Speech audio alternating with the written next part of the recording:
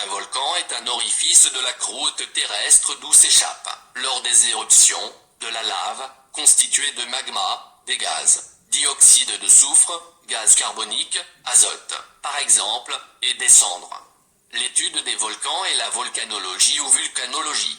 L'activité volcanique est l'une des manifestations de l'activité interne de la Terre due à l'énergie emmagasinée en son sein, voire volcanisme. Les volcans sur Terre et dans l'espace sur Terre, il existe environ 600 volcans en activité sur les continents, 1300 si l'on y ajoute ceux du fond des mers. Le plus grand volcan du système solaire est le mont Olympus sur Mars.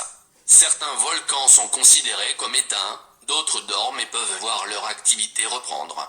On distingue traditionnellement différents types de volcans selon leur forme, les volcans hawaïens, de Hawaï, très plats, d'où s'échappent, seulement par effusion, des laves très fluides, les volcans stromboliens, du Stromboli, en Italie, à cône pointu, formés par accumulation de débris et par des coulées de lave, les volcans vulcaniens, de Vulcano, en Italie, formés par accumulation de débris explosifs, les volcans péléens, de la montagne Plé en Martinique, à lave très visqueuse qui tend à former des aiguilles en s'élevant au travers des fissures des extrusions précédentes.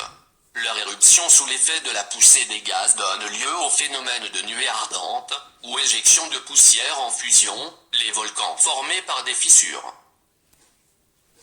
La morphologie de l'appareil volcanique, taille et pente du cône et du cratère, résulte de l'accumulation de matériaux émis lors des éruptions, et dépend notamment des propriétés de la lave, et des conditions internes de pression, qui peuvent du reste évoluer au cours de l'activité du volcan.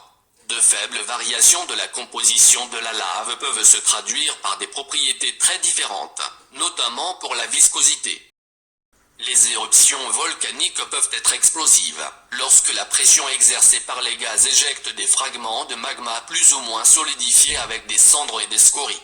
Des prévisions d'éruption peu fiables, l'activité volcanique est extrêmement difficile à prévoir, leur étude ne dispose du reste que de peu de données, à cause de la disproportion entre la durée moyenne qui sépare deux éruptions et la durée de vie humaine.